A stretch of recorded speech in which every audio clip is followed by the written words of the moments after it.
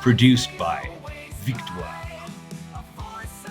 Victoire gives a special thanks to the EWF, Empire Wrestling Federation, and Mr. Jesse Hernandez, as well as SoCal Wrestling TV. Find the app on Roku. Hi again, everybody, and welcome back to Power and Glory, the podcast. This is a special that you've all been asking for. So when you ask for it, we deliver. Remember, we read all the comments. I reply to some of them, of course, as well, as you see that.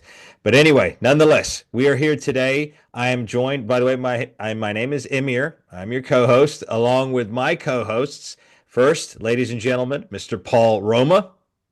Thank you, sir. Always a pleasure to be here. Hello, everybody. Yep. And Mr. Mario Mancini. How we doing? And our special guest joining us from Style in the Podcast, my other co-host, Rico Constantino. Let's get some style put in this place. Thank you, Rico. Well, it's a pleasure to be here, gentlemen. Before we begin, Paul, what would we like for our audience to do before we begin? Listen, if they forget this, we always make sure that we tell them.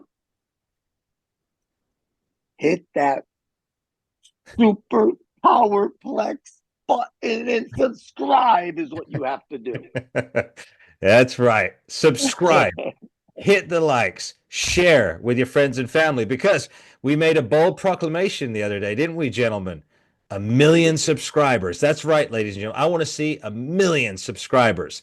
So you have to pick up your torches. You have to powerplex that subscribe button, and you have to share with your friends and family. Why? Because Power and Glory said so. All right. And you know what? What's coming up? What's coming up at the end of this month? What is at the end of this month? Christmas is coming up. What better gift to give?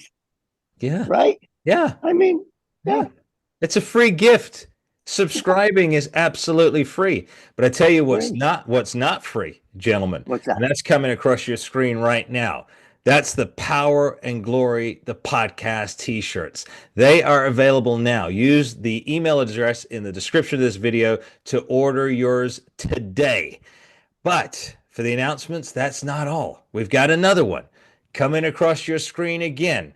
You'll see the entire team here under the Victoire podcast banner. Paul Roma, Mario Mancini, Rico Constantino, Chris Masters, and myself. We are now available for public speaking engagements. If you're interested, if you have a corporate event, if you have a school, a wrestling school, whatever, a function, get in contact with us. Use the email address in the description of this video, and we will begin negotiations with you.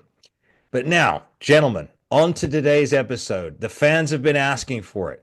Bodybuilding, fitness, and nutrition special. Ladies and gentlemen, we were going to have Jim Powers with us today, but unfortunately he has some family issues he's got to deal with, but he will join us on the second part of this special series. But nonetheless, the show must go on. So, bodybuilding and fitness. It's a huge component in pro wrestling. Some of the wrestlers today have seemingly forgotten about that. And we've all talked about that, gentlemen. But back in the day, it really was part of the component. And Paul Roma, my partner here in Justice, Paul, you were one of the defining bodies of professional wrestling through the 80s and 90s. So I want to start with you. First of all, let's talk about the importance of being physically fit in pro wrestling. How important is that, Paul?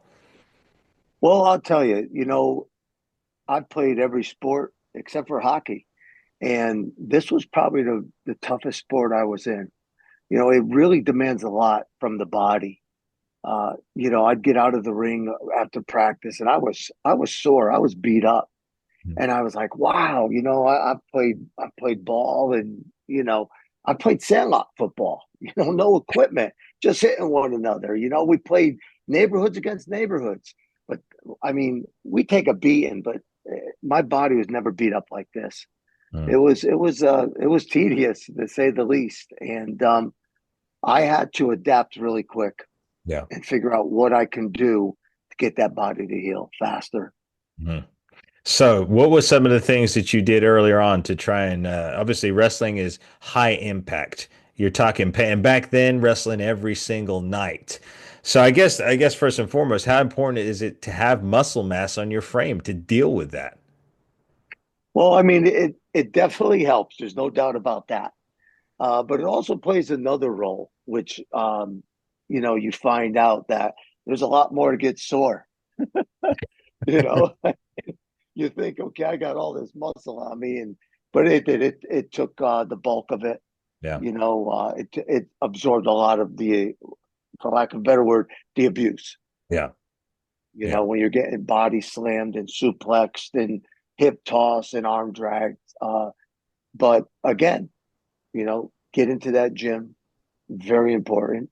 Mhm. And then, as you and I discussed, and as you're doing now, Mhm. I built different workout, different ways to work the body out to adapt to what I was doing. Okay. Do you remember exactly what you were doing? Like, let's say 6 months before you made your debut. How did you adjust your training? Do you remember exactly, specifically day for day, what you were doing? Yeah, well, I mean, I would carry things out for at least 3 months. Okay. So I'd have a certain workout, I'd carry it out for 3 months, and then I change the workout over. Because the body adapts so fast to what you're doing, you had to Mhm. keep changing it.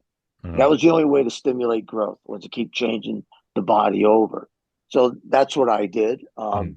And I had gotten into a match in the Boston Garden, and I was working with Barry O, never forget it. And I had trouble, and I kiddingly say this, but not really, getting up off the canvas. It was a 30-minute match we had, Mhm. and it's what we call in wrestling blown up. You have a hard time breathing because you've been working so hard. And when we got in the locker room, Barry O came over to me and he said, "Hey," he goes, "you got all that muscle, and look at you. You can't even hang in the ring."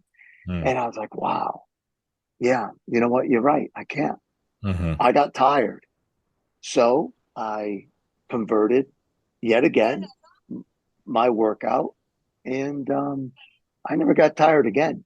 Yeah. Actually, I never broke a sweat again in the ring.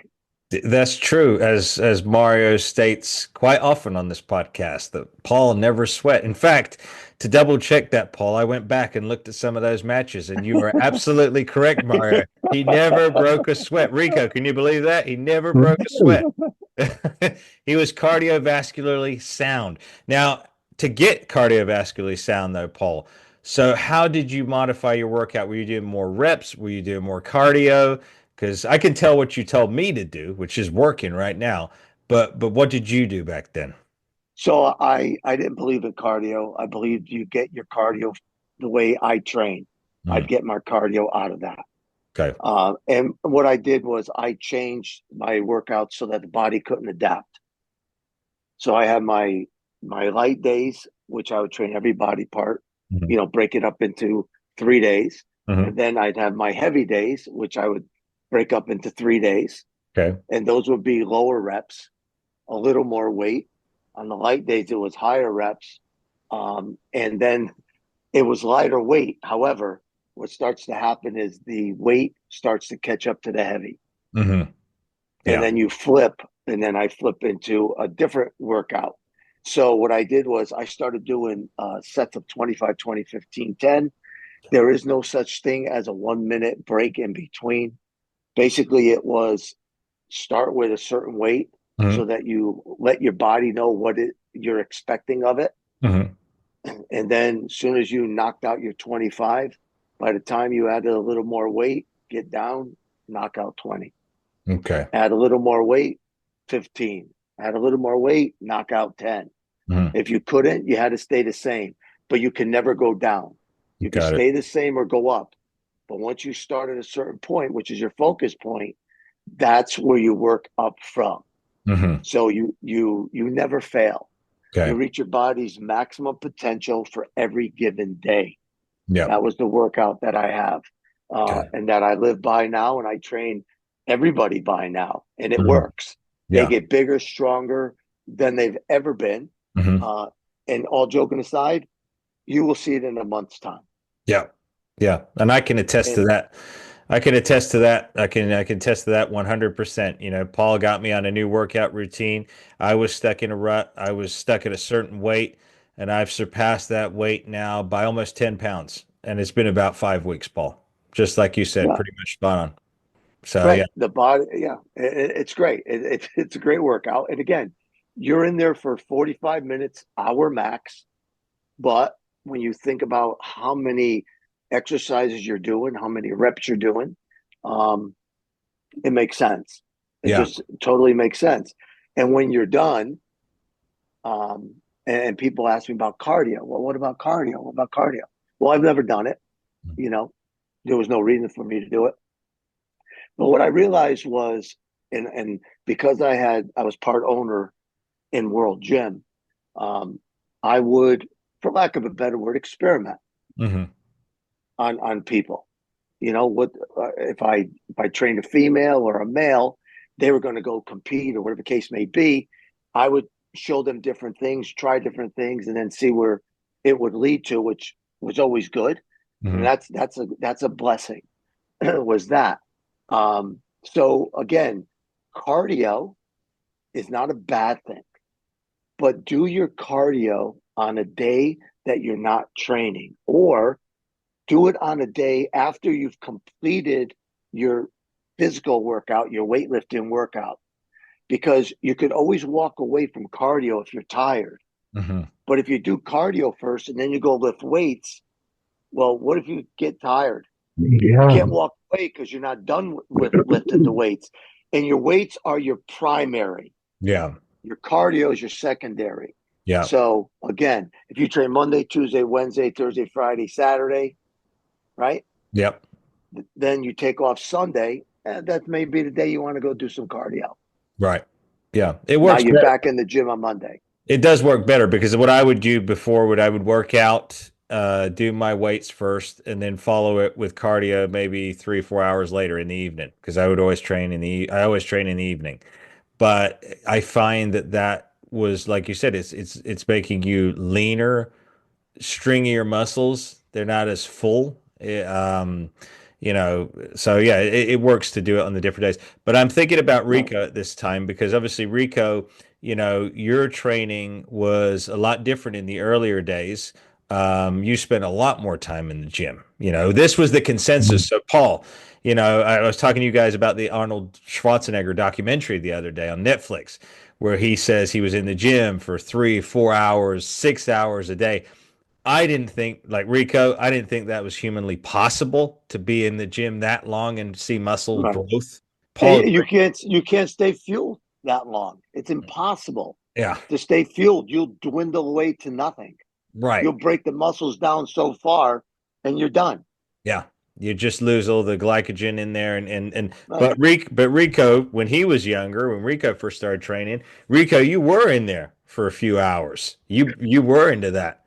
Two and a half. That in Las Vegas at Eiferman's gym, that was the norm. If you left before two and a half, you didn't get a good workout in.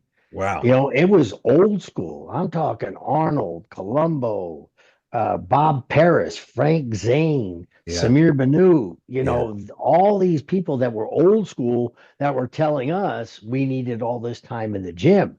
Heavy, Yeah. pyramid, Yeah. 10, 8, 6, 4, 2, and stick to the basics, your bench, your incline, Mm. your military presses, your barbell curls, squats, Yeah. yeah, those were your foundation builders right there, Yeah. and when I started, I was 20 years old and I weighed 126 pounds.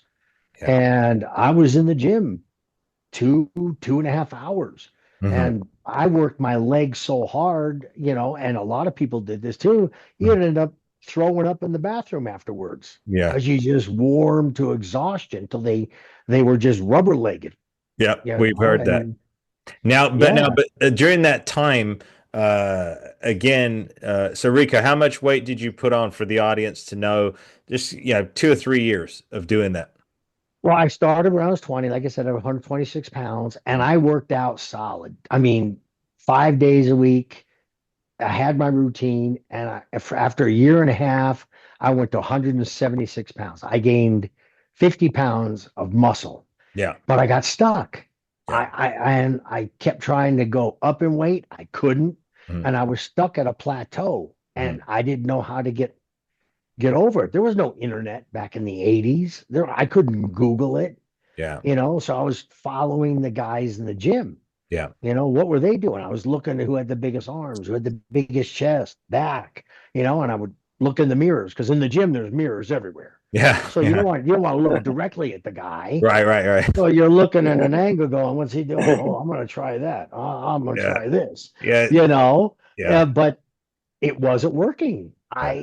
I hit a stopping point and I could not gain weight 6, 7 months after that. Yeah. No, it's funny you brought back a memory there. So when I was younger, guys, there was this huge guy in the gym. My mom used to say he looked like a Teenage Mutant Ninja Turtle.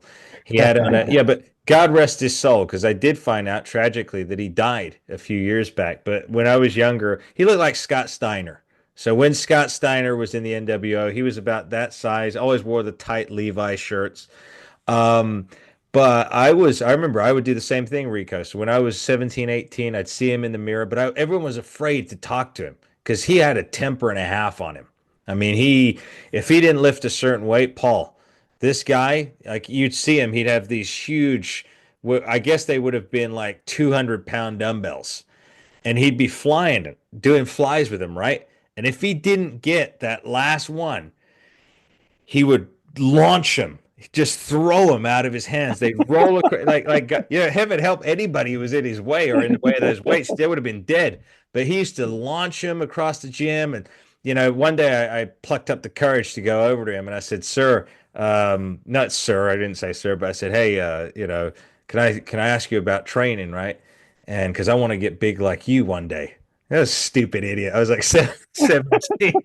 And he goes, oh, you got to do this, you got to do this. Anyway, but he was very open with me. Obviously, he did take steroids. He admitted that to me. He told me straight up. But he was sadly one of those cases where he never cycled off. He was on it all the time. And like I said, sadly, what I heard is that it eventually started affecting his mind, and eventually he committed. Well, I can't say that actually on YouTube, but he ended his life. Let's just say that. So it Yeah, was a very sad situation. So sad. again, I want to give that as a disclaimer because we will cover that topic, everybody, today here on this podcast. The steroids are not something to be taken lightly, and they're not something to be taken consistently. No, You take them consistent. Imagine having too much testosterone going around in your brain too much. Eventually, it fries the circuits, and Sure. it starts with short temper, and then it can progress to far worse. So anyway, sorry to jump in there, Rico, it's but okay. but Rico, then that did lead you down that particular path. Well, yeah, because here I am stuck and I'm putting in the effort, the time, what I thought was the best, and I wasn't growing, but I'm seeing other people grow. Mhm. I'm like, what are they doing that I'm not doing? Am I handicapped? Am I not destined for this? And I walked in the locker room one day and I saw one bodybuilder take a syringe and shoot another one in the butt. I'm like, hey. And by then I was an EMT paramedic back then. Mhm. I was like, what is this? So Yeah, I asked them, they told me it was steroids. yeah. So me went to one of my doctor friends and I said, hey, what is this stuff steroids all about? And how does this help with bodybuilding? And he goes, well, steroids are used for medicine and it doesn't enhance athletic ability. I'm like, oh, you should come down to Eiferman's because what I see, these guys are lifting ungodly amount of weights Mhm. many times and they're huge. Well, I researched it more, but back in the 80s, there was no internet. I couldn't Google it, Mhm. so I went to another doctor who was a sports doctor, Dr. Romeo, and he was the head of the Nevada Athletic Commission. And Mhm. I asked him, and he wasn't shy about it. He told me, okay, you want you want to be put on a steroid regimen? this is what you're going to do. I'll Mhm. give you this, this, and this, but you have to do this, this, and this. I had to do blood test. He Mhm. said, you got to go 8 weeks on and you have to be 8 weeks off. Mhm. Then I'll put you 8 weeks on, 8 weeks off, 8 weeks on, 8 weeks off. And he took blood tests consistently. And Yeah. there was a 32 count CBC, and there was 3 columns: low, normal, high. Mhm. And it had X's going up and down with each uh, diagnostic. And if an X went into a high or a low, he would not prescribe you until you came back into the normal range. Mhm. So what he prescribed me, and then I followed his routine. And with those cycles, those 4 cycles I was on, I went from 176 pounds to 218 Mhm. pounds Yeah. in those 4 cycles. And I could barely bench 225, which is 245s on each side. I Mhm. ended up benching over 420 pounds. Yeah. I could only squat 225. I was over 500. Mhm. And I could only arm dumbbell curl, 45-pound dumbbells. I was doing 90, Yeah. and I was deadlifting 600. Yeah. It's a lot of weight. A lot of But weight. I grew. Yeah. But, with the steroids, you will get a shorter fuse Mhm. and your temper will come up. But the Mhm. key is that you come off for the amount of time to let your body heal and not stay on it, because there is adverse side effects if Yep. you're continually on steroids. It's not good to do that. It's No. like pumping your system with adrenaline all the time and not letting off the button. Yeah. You're going to burn yourself out. And Yeah. that's what some people do. Now, I went to a doctor, Mhm. and then I found out later a lot of people were not going to doctors. They Right. were buying from other bodybuilders. Mhm. And later on, I became a police officer at 23, and I found out that some of the dealers weren't as up and up as they should have been. Mhm. They were taking out the steroids from the bottle and Mhm. injecting in the bottle baby oil, Mhm. cottonseed oil with no medication in it Yeah. so they could make money. Yeah. And that's hurting somebody. Yeah. Very. So if you're going to do steroids, nobody can tell you yes or no, but if you're going to do it, please go to a doctor, Yeah. because they can regulate you and keep you in balance. And Yeah. that's what the body's about. Yeah. Chemical balance from your brain to your heart, your lungs, and they would help you so you do not get an enlarged heart, Right. get jaundice where your liver is mush and Yeah. your white of your eyes are now yellow. Yeah. You Yeah. know, Well, do plus, things. But go ahead. also to take into consideration there, I want to give that as a public service announcement too. When you take steroids, I took them when I was younger. If you got to take into consideration when you come off, your body's ability to produce testosterone at a natural level is going to be permanently impacted. It's never going to be the Mhm. same again. TRT, thank God, is available for men who have done that. I mean, I do TRT. Rico, you do TRT. Yes, yeah, I have So to. it's That's the price you pay. yeah, you can't. The body stops producing its own natural production of testosterone, and then you have to because it's synthetic. I want to move around because I want to keep us in a good time frame here, Rico. So Mario, now you were into powerlifting, so you were into a different form of physical activity, but you did build your body. So tell us a little bit about that journey and how you went from, that smaller, leaner body type and now into the power. Well, when I originally started training, I started training in South Jersey, particularly at Exit One at the Bob's Big Boy restaurant there on the highway. And it's where I trained Uh, triple cheeseburgers and of course, Mario. Spoken like a true power lifter. Yeah, so yeah, the thing about it is and I'm not using it as an excuse. I did some wrestling in high school. I did some football in high school, and I messed around in the high school gym a little bit. And by 1982, When I got my license, I joined this place, Anchor Beach Gym. I had no idea how to lift weights whatsoever. I was 16 years old, and I'll never forget the guy who managed the gym. I'll never forget his name was Fred Yale, and and the gym was on the beach, and it was a hole in the wall, and he would go out there in his lounge chair and his speedo and those little bug glasses that you put on to protect your eyes that you wear in the tanning booth. Oh yeah. Yeah. One time I was gonna bench press, and I looked out at him as he was laying on that lounger, and I said, hey, you think I could get a spot? And he sat up in his lounger and he took his little beaties out and went, and he laid back down. So I really didn't know what I was doing. My form was terrible and everything. And then, by 1983, my senior year in high school, I started going to Quest to go to wrestling school and get trained by Tony Altomar. And that's when I met Ken Passarello and, a guy named Kenny Apple and all these animals that came over to Kenny's place from a place called World Gym East, where Mike Katz he owned that. So Oh, Big Mike um Cats. yeah, Yep. so I'm watching all these guys and kind of intimidated, because I look like Baby Huey in there, and I'm doing the best I could, you know what I mean? They took me around and stuff like that, and then you know I turned pro, and 6 weeks after my 18th birthday, I'm standing in the corner of the ring looking across from Greg Valentine. So I started wrestling for the WWF, and Greg you the know, Hammer.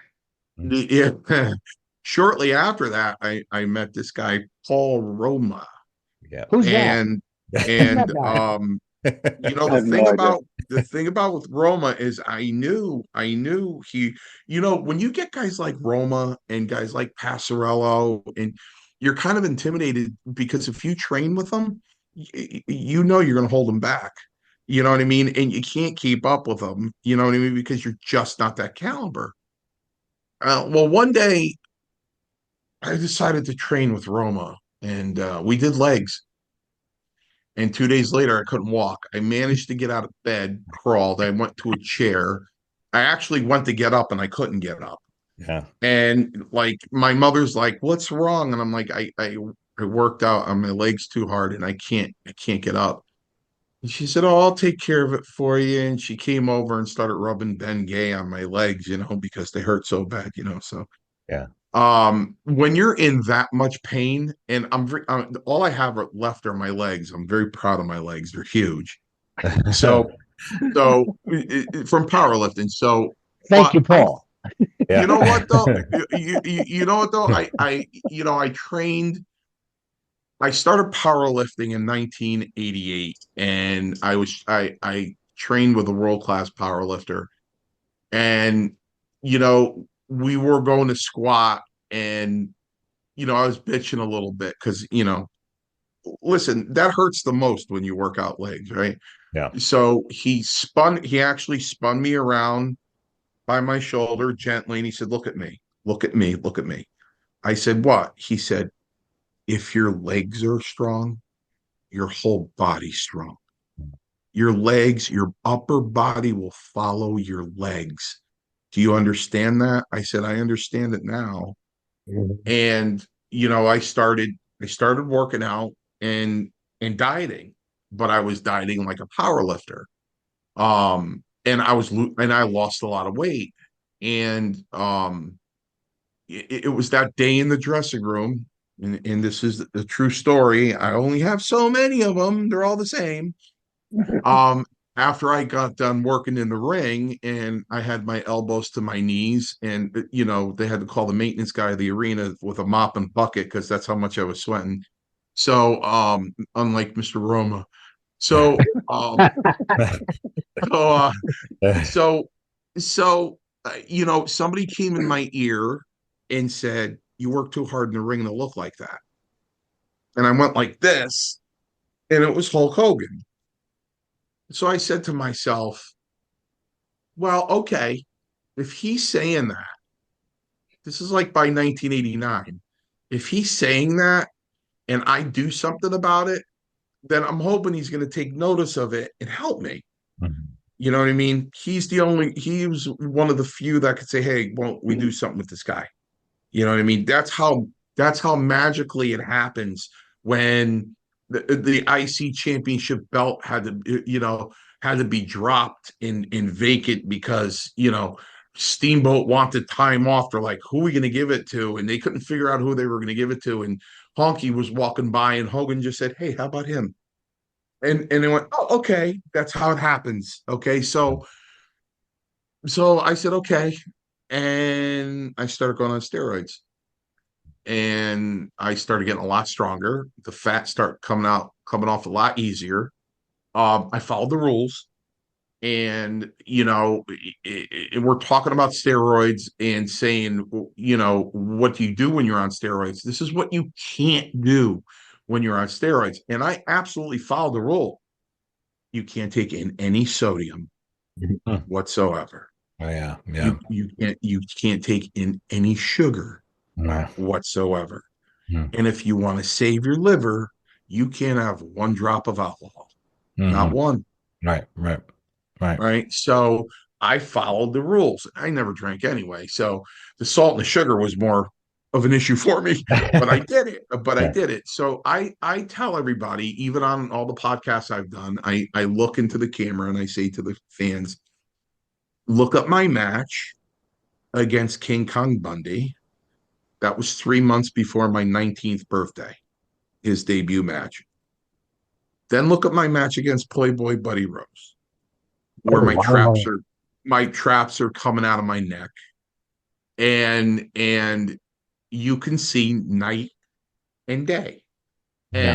And that was a steroid. And Roma loves this because when I was at the peak of my physique, the physique I had, Strongbow, who was a second dad to me, God, I miss him so much. I'd do anything to talk to him just for just to hear him say, "Don't give me the Gaga kid." Mhm. So, um, I used to walk around the dressing room. He'd go, "Mr. Roma, can I see you for a minute?" I went, "No, no, no, no, Chief, not yet.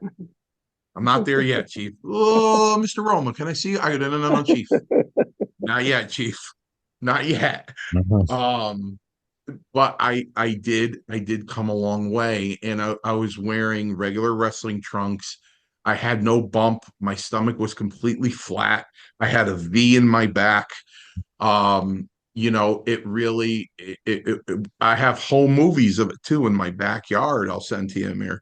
Okay. Um, and it was really you know, I didn't lose my temper or go nuts on it or anything like that, or and I had, just like, you know I went, just like Rico. I went This is funny.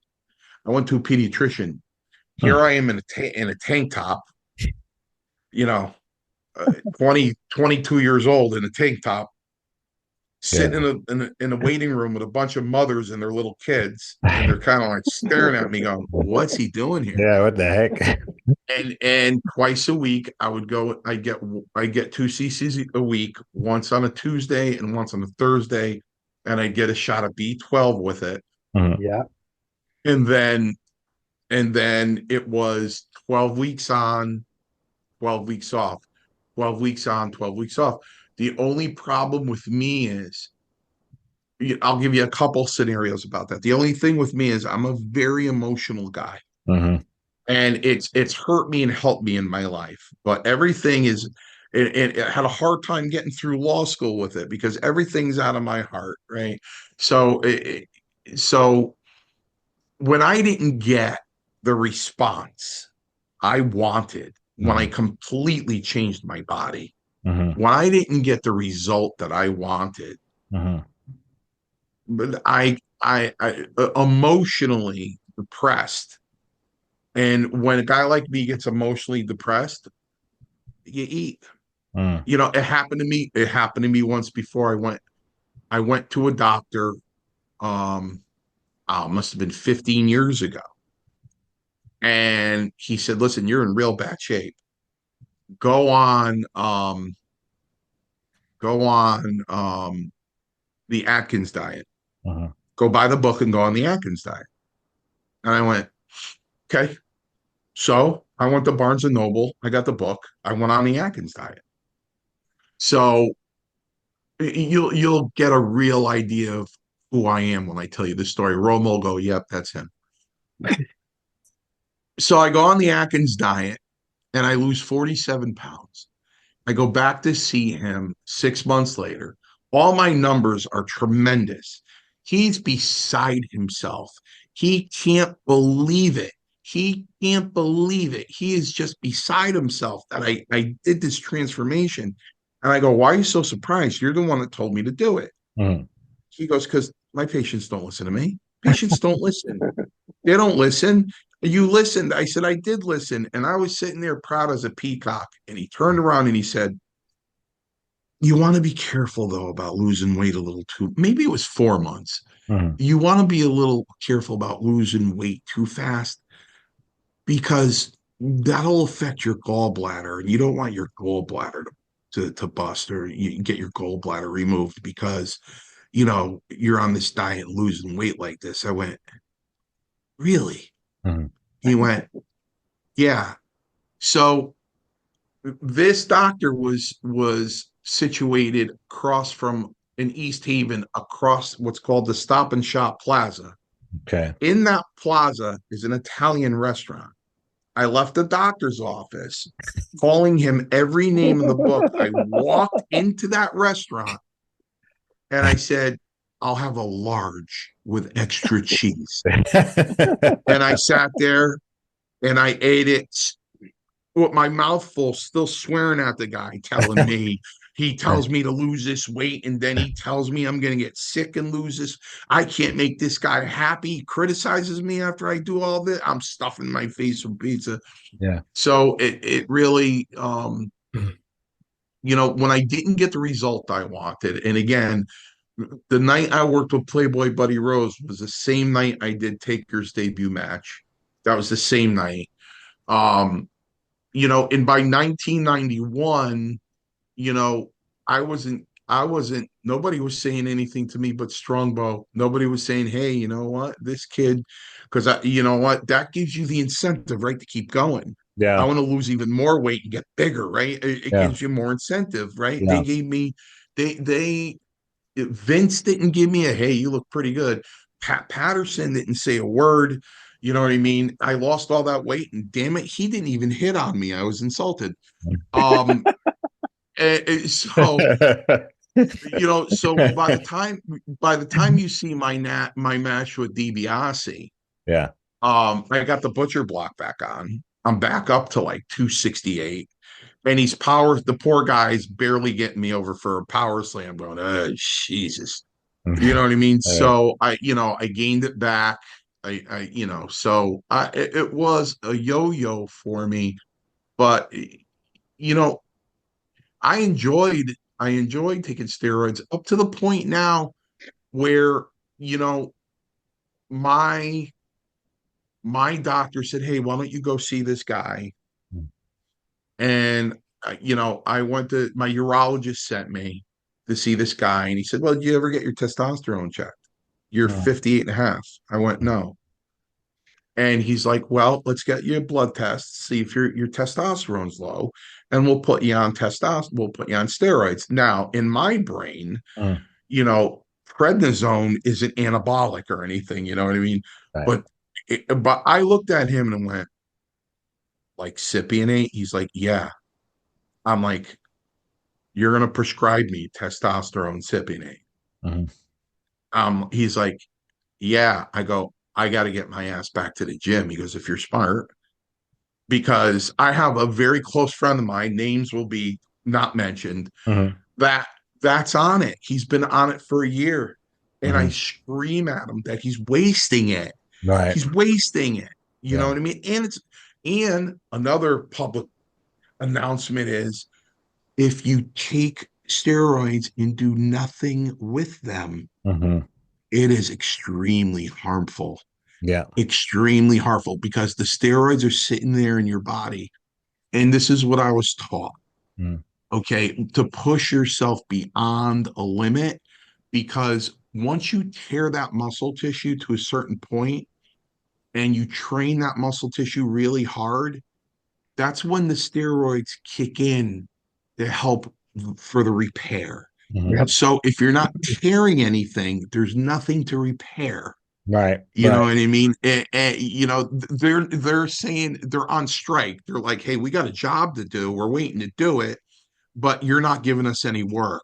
Yeah. You know what I mean? So, um, and I didn't go for the blood test, and I don't know if I want to do that because I don't know if it was a different kind of steroid.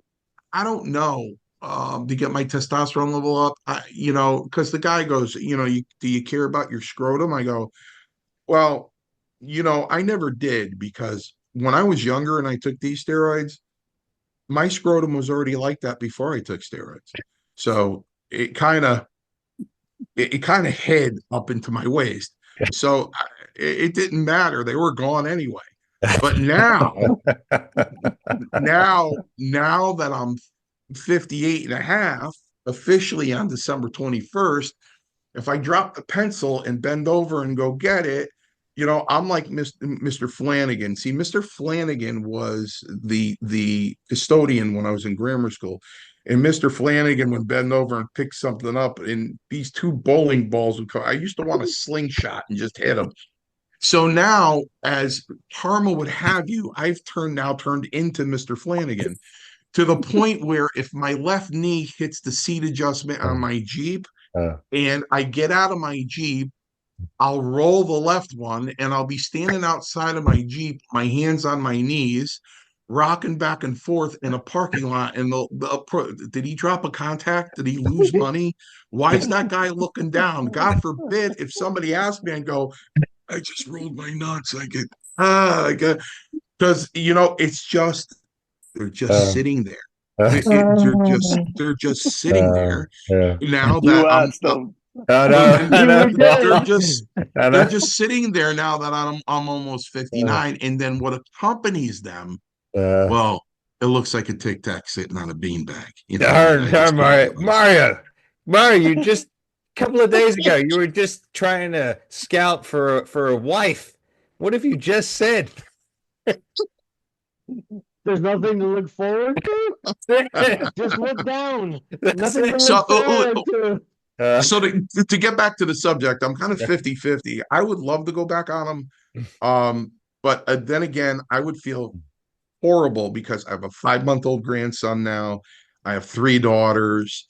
I would feel horrible if something happened to me because I decided to put something in my body that I didn't have to put in. You know yeah, what I mean? Even if I do have low testosterone, because I don't have a girlfriend and I'm not using my testosterone yet. right. I'm too far away to use my testosterone at this point. Mhm. I am in negotiations these days, but the only people that are interested in me is a 25-hour flight away. So, No, um, no. You said that there was that hotel in New Haven, Connecticut. You brought that up the other day. You said there's prospects there. well, yeah, as long as you go there on payday. Yeah. Yeah, yeah. I Oh gotta my God. chime Not in on that here Bob's You real got Big quick. Boy in Jersey. I take him there. Rico, what'd you say? You know what? Yeah. Mario's exactly right. Mm, Uh, about not using it and letting it sit in your system in reserve, waiting for the gates to open, and you never open the gates. It does do harm to your body. yeah. And Emir, as you know, I got injured at work and I fractured my hip and tore my hip flexor. But I was doing testosterone therapy then, Mhm. before the injury. And it was workman's comp. And anybody who has experienced workman's comp, they are the most procrastinating people in the world. Mhm. And it took them 19 months to get my surgery for my new hip replacement. Mm-hmm. And as Mario has just said, if you're not going to use it, it's going to harm you. And I was on TRT prior, but when I got injured and knew I couldn't go in the gym or do anything, I got off TRT. Yeah. I didn't continue with the regiment because I didn't want it sitting in my body, not doing anything. Yeah. So until I had the hip surgery and the doctor cleared me to go back to the gym, I went to the gym for a month or two prior to even considering going back on TRT because I still had to do my physical therapy and I wasn't cleared to do my lower body, but they cleared me to do my upper body. Got it. Since I was off almost 2 years, I went in and I started to reacclimate my body to working out. Mm-hmm. And then when they finally cleared me, I got to do upper and lower. And then I reconsidered going back on TRT. So Mr. Mancini is absolutely correct with that. Mm-hmm. You got to know your body. Don't Yeah. just put it there because you think you can have it there. Yeah. It's got to be put to use or it's Yeah. going to do harm. Yeah. So he hit the nail on the head with that. And Yeah. I am living proof of that. Yeah. And I really want to stress that as well to anybody. And again, we're not doctors. No. We're not. But personal experiences. Yeah. But I still have to get out of a Jeep and roll over my left nut. I haven't done that yet. No, I've Yeah, never, I've never heard of that until today. So thank you, Mario, for that. yeah, yeah. Good It's thing I kind of drive like a the Mustang. it's the grapefruit effect. It's, you know what I mean? Or you can just call them donkeys. I don't, any way you want to put it, you really, you feel like at this age you need a jock strap or something. I don't, Fruit of the Looms aren't cutting It's it always a anymore, man. thought. It's always Uh, a thought. It's Could it's go it, that it's direction. Yeah, you know, I come from a Sicilian family, yeah. you know, so we always wore tidy whities. Yeah, that's Yeah. what I wear, and they're not cutting it anymore. You know what I mean? They're just not. They're not They're tight. not. No, they're not. They're just not. They're not cutting it anymore. It just. Well, You know, Maybe you're going to going, need some type we of facelift or something What yeah. along some sort of support, something. What did you say, They do Paul? sell those. They do sell those new, yeah, you see the commercial for the new underwear? They actually slip right in.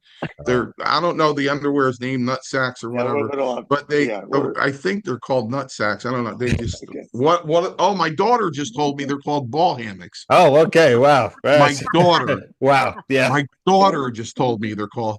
Yeah. Thanks, Gigi, for the Yeah. information. Yeah. Next week's guest, Yeah. talking about ball hammocks, will be Mario Mancini's daughter. Yeah.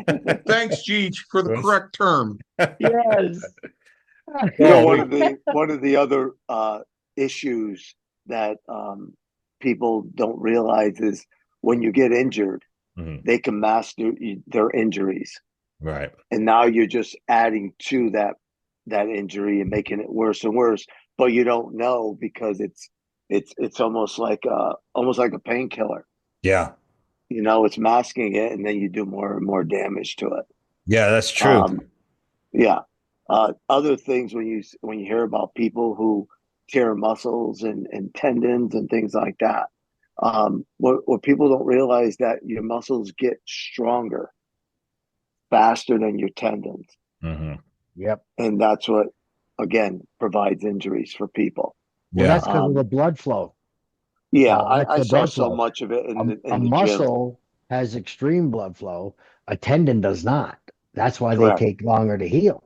So You know. yeah. Like Yes. if you have tendon strength, that's better than having muscle strength. Hmm.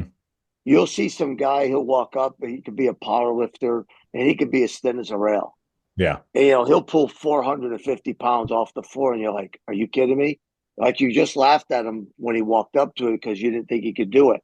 But this kid's got so much tendon strength, and obviously technique too. But he has so much tendon strength. He's not carrying the muscle; it's tendon strength Yeah. that he has, and that's what. Again, I saw quite a bit of it happening in the gym. Well, And nutrition's huge. yeah. It's a huge part of growing muscle. Yeah. And adding to your strength, just like sleep. You got to get Hmm. sleep. Hmm. It's what makes you heal. Yeah. I You was heal the always body. told rest is important as working out. Resting is just as important. Yeah. Yeah, And yeah. sorry, Go Paul. on. No, I'm sorry. No, I was just going to say, and I think that's definitely a topic we need to focus on as well on the next installment of this, the nutrition aspect as well, because again, there's so many things to delve into when it comes to physique training. But Paul, what you said is right. I mean, Paul, have you seen the former Mr. Olympia, Ronnie Coleman, today? See Oh what he my looks like? God. No, I haven't. You haven't? Oh, Okay, No. so bad. I was talking to Rico earlier. So Ronnie Coleman was Mr. Olympia, I think 7 or 8 times. One of the biggest mass bodybuilders you've seen in the more recent time.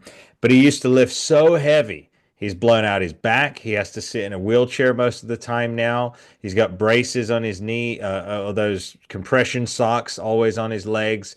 It's just like you said, you can take anyone can take steroids and get huge and strong, but remember what it's going to do to the joints. And remember, like Paul said, when you come off of that, there's one in particular, decadurabolon. That was one that masked the joints and cushioned the joints.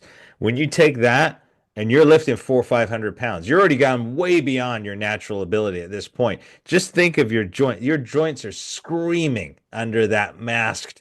So when you come off, you're not only going to have low testosterone after that, but you're also going to feel every single joint after. So it's kind of like that thing. Yeah, I mean, I think there's a way to do it relatively safely in cycles here and there to get over a hurdle.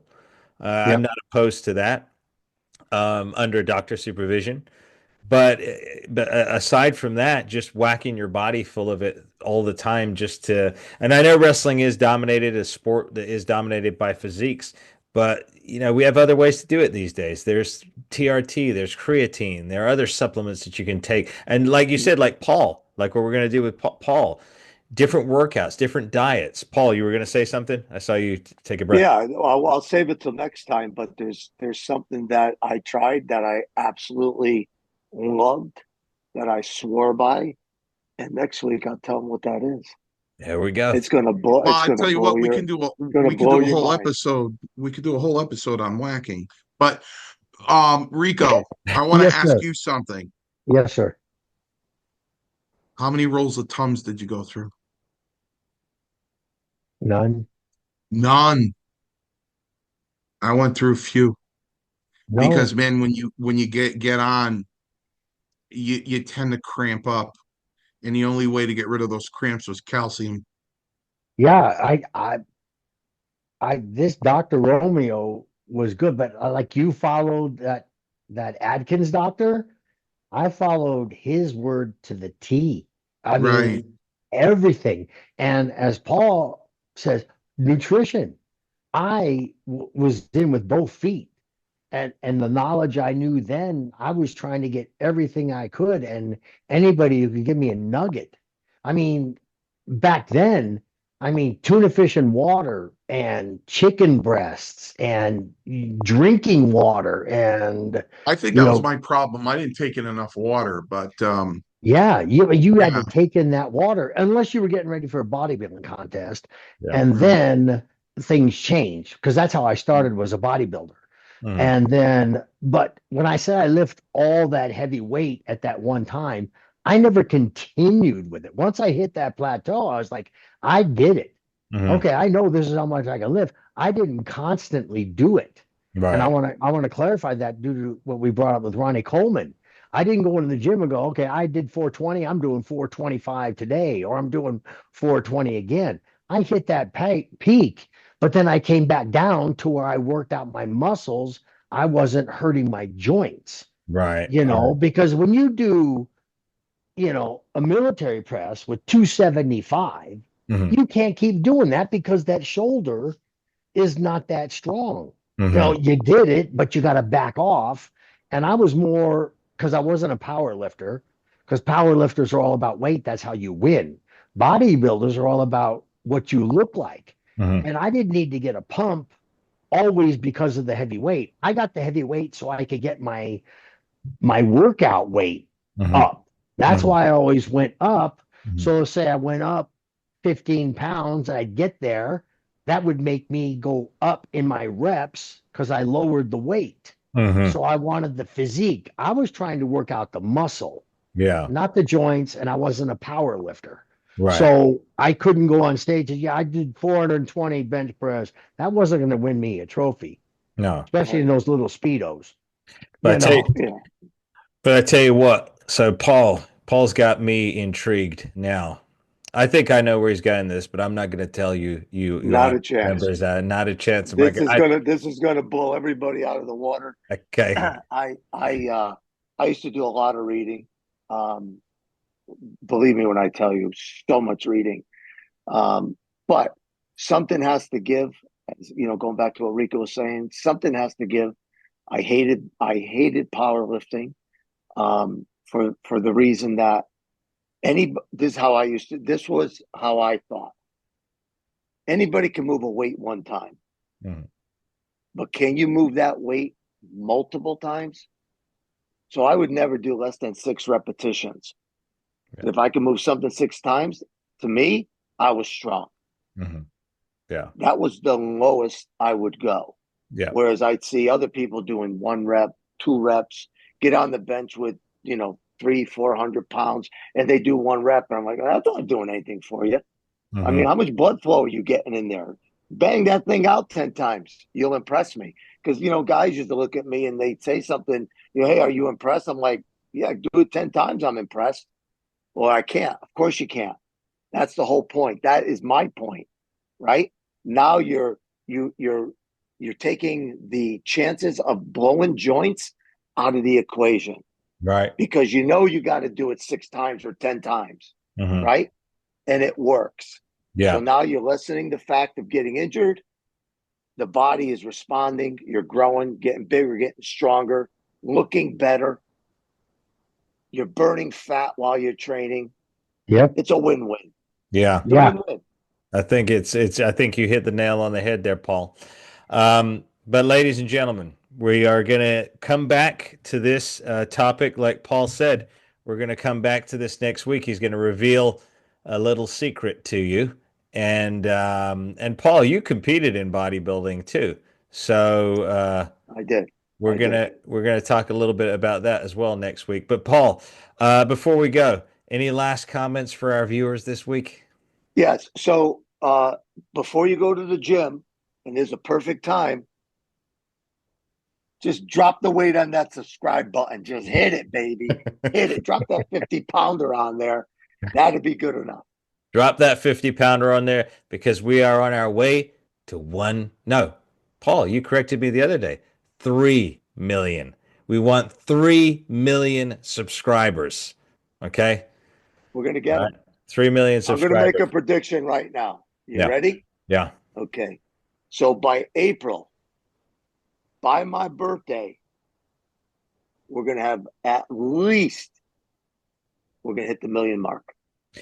Okay, that was a bold proclamation right there. But we are marching steadily toward, funny as you mentioned April, that is WrestleCon 2025, Las Vegas, Nevada, WrestleMania weekend. This entire team, including Jim Powers, who's absent today but will be here soon, we will be there in Vegas. You can have the opportunity to come and meet and greet us, take photographs. We're also going to have the podcast set up, so you can come on camera. We'll talk to you, and you'll have your own little starring role on the Victoire Podcast Network. So how about that? But until then, Rico, my partner from styling, my tag team partner from styling, thank you for coming over to Power and Glory this week. Greatly My pleasure. Appreciate it. Mario, great to meet you. You too, Rico. It's my pleasure. Everything that Paul and Emir described to me. You are definitely a character. I tell you. He is. He's got kidneys. I tell you, he's got kidneys. I tell you, we started this. Paul and I started Power and Glory and then Mario started being a guest on Power and Glory. And then slowly but surely, he's just one of the other co-hosts now. That's it. He's part of the permanent, We got to get him on styling. We He's do. got style. We He's do. got style. We do. But he's got to bring Gigi. Now I got to bring Gigi. I got to bring Gigi on the show now. Yeah. Just in case he gets stuck a little bit. Yeah. She can Have her right here shout for in. me. Yeah. That's right. That's right. It'd All be right, an honor, Mario. It'd be an honor if you come on styling. Also, Thank Paul, you, yeah, Rico. we've got to have Paul, you got to come on too. Yep, we got to have Paul come across. My Yeah, pleasure. Paul. The crossover. So My pleasure. All right. Talking about following up with this, you have what I want to talk about on part 2 of this too, is Roma, because you've just scratched the surface. Yeah. Oh yeah. Roma was 30 years ahead of everybody else in the gym, and I'll explain that to you then in the next episode. Yep. No, I know. got 2 nail biters. Yep. Yeah. 2 nail Two. biters Two subject. nail And when I tell you, people used to just stand and stare at him like they were waiting for the guys with the white coats to come in and take him to the mental hospital. But you know what? Is that the one with no sleeves? Yeah, it became a very later on very popular trend, and I'll talk about that on the next episode. All right, excellent. So that's what you've got to look forward to, ladies and gentlemen, next week. Of course, we'll be back with Hey Roma midweek next week. This episode just went out. And then we've got Styling, new episode this week with our special guest, Rob Conway. And of course, Styling will be back next week as well, ladies and gentlemen, with our special guest, René Dupree from Café de René. So we've got Nice guy. Bunch of stuff coming on. I'm sure he'll be joining us on Power and Glory as well, gentlemen. Nice. So, but until then, everybody, take care. God bless you. God bless my co-hosts. Again, these gentlemen, I appreciate you. I respect you more than you'll know. Thank you so much for today. It's been wonderful. Thank you, brother. Thank you, sir. All right. Styling. Take care, everybody. We'll see you next week. All right.